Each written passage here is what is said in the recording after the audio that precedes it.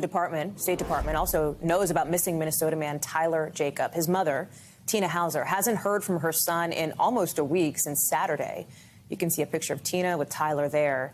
He'd been living in the Ukrainian city Kherson with his wife and son.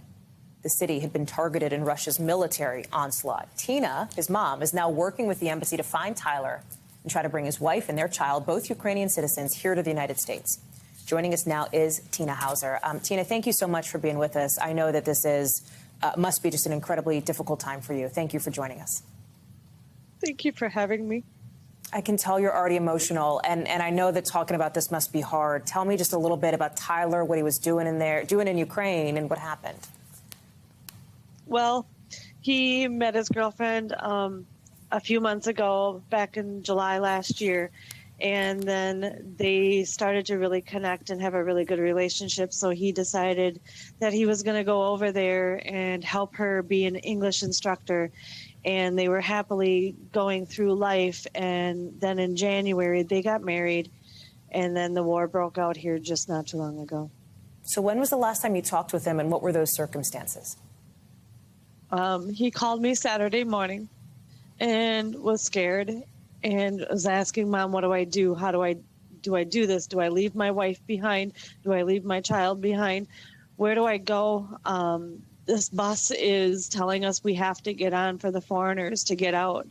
And I'm like, I trust you. You've got a good judgment. Do what you need to do. So he got on that bus, and we were texting off and on until about 8 o'clock Saturday morning. And that was the last I have heard from my son since. What do you think happened to him? Have you heard from anybody around him, from his wife, from anybody still in Ukraine, about where he might be now? I know you have reason to believe that he's been detained by the Russians.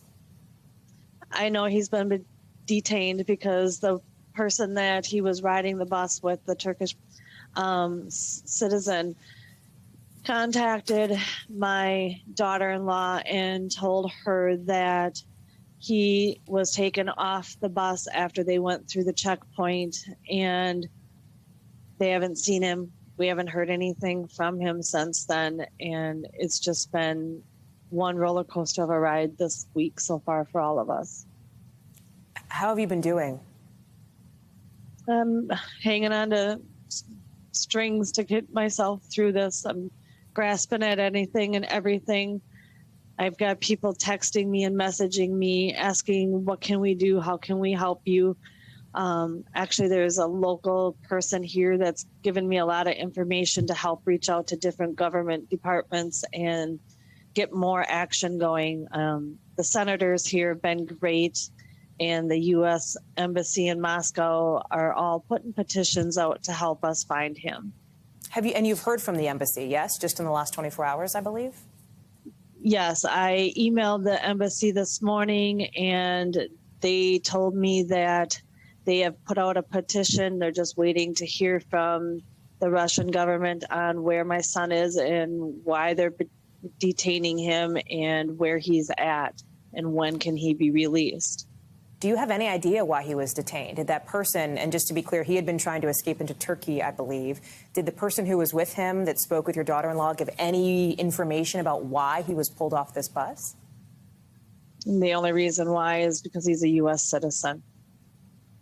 There is no other one. He wasn't doing anything bad. He was trying to live a life over there with his wife and daughter. He just was a U.S. citizen, and it was a target on him.